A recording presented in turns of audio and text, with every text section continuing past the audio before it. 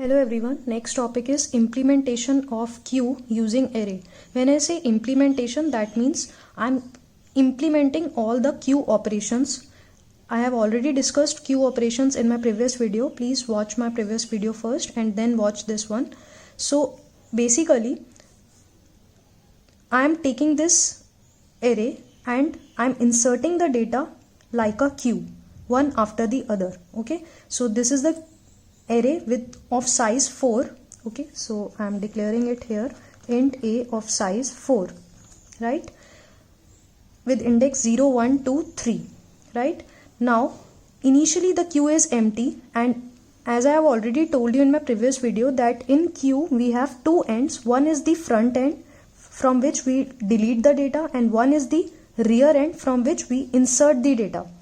Okay, so now the situation is the queue is empty. That means front and rear both points to -1. When front is -1 and rear is equal to -1, that shows my queue is empty. Right now, when I'm inserting a data, that means I'm calling the function enqueue.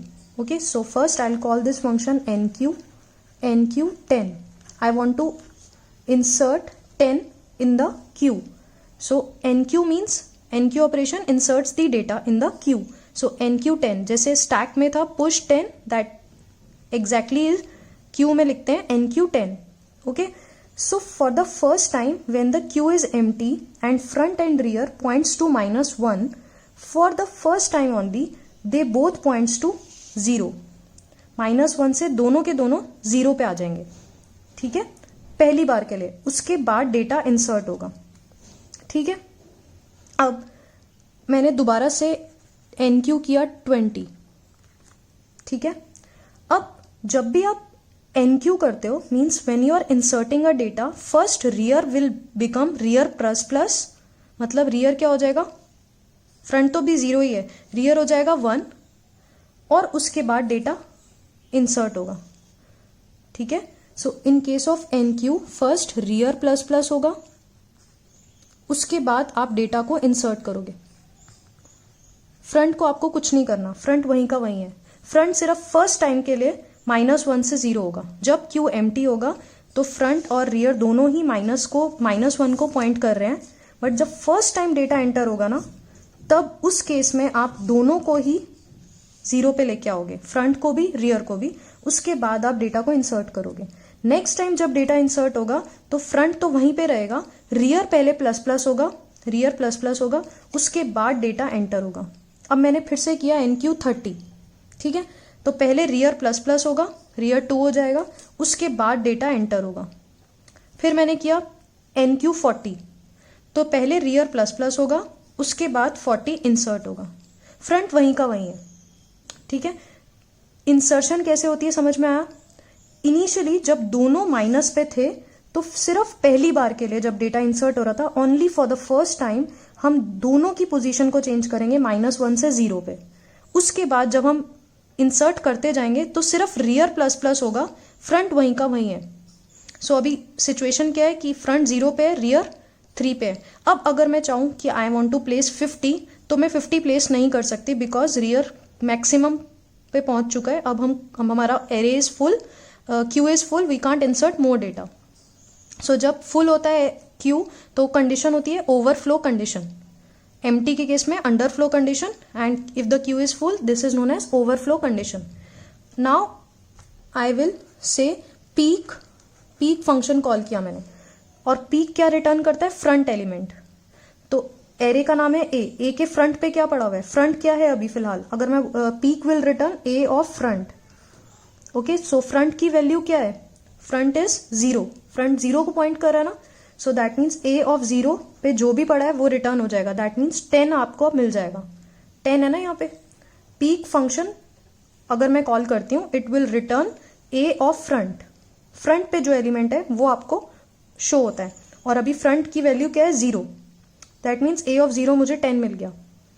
अब मैं D Q करती हूँ. Dequeue मतलब you are deleting the data. और delete कैसे होता है, front से डिलीट होता है. राइट से इंसर्शन होती है ना, इंसर्शन एक एंड से होती है. जो पहले आएगा, पहले कौन सा डेटा आया था, 10 डेटा पहले आया था. जो डेटा पहले आएगा वही पहले डिलीट होगा। पहले 10 आया था, फिर 20, फिर 30, फिर 40, तो 40 सबसे एंड में डिलीट होगा। तो हम इंसर्शन एक एंड से करते हैं, डिलीशन हम एक एंड से करते हैं, राइट। सो फर्स्ट टाइम अगर मैं DQ फंक्शन कॉल करूंगी तो 10 पहले डिलीट होगा। जब डिलीट होता है तो पहले डेटा डिलीट होता है, उसके बाद फ्रंट प्लस प्लस होता है, ठीक है। यहां पर कुछ भी माइनस माइनस नहीं होगा। जब भी मैं DQ फंक्शन कॉल करूंगी सबसे पहले एलिमेंट डिलीट होगा, उसके बाद फ्रंट प्लस प्लस होगा, ठीक है। सो मैंने DQ फंक्शन कॉल किया तो सबसे पहले एलिमेंट डिलीट होगा, उसके बाद फ्रंट प्लस प्लस होगा। मैंने 20 डिलीट किया तो पहले एलिमेंट डिलीट होगा, उसके बाद फ्रंट प्लस प्लस होगा। 30 डिलीट किया तो पहले डिलीट होगा, फिर फ्रंट प्लस प्लस होगा।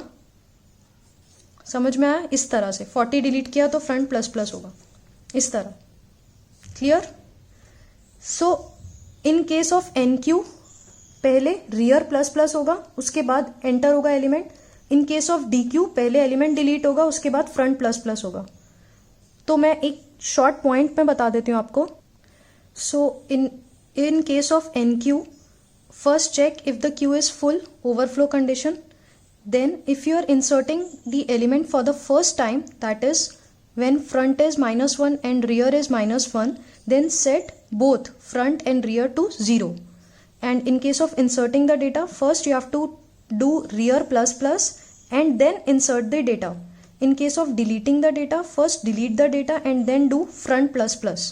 और डिलीटिंग के केस में भी आपको अंडरफ्लो कंडीशन चेक करनी है, और वो कैसे पता चलेगी? अगर आपका फ्रंट -1 है, if your front is -1 means the queue is empty, you can not delete any item. So first check the underflow condition.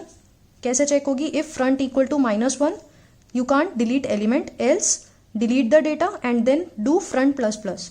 Insertion के केस में रियर को पहले प्लस प्लस करो, then insert the data, and deletion के case में पहले data को delete करो, उसके बाद फ्रंट प्लस प्लस करो। ओके,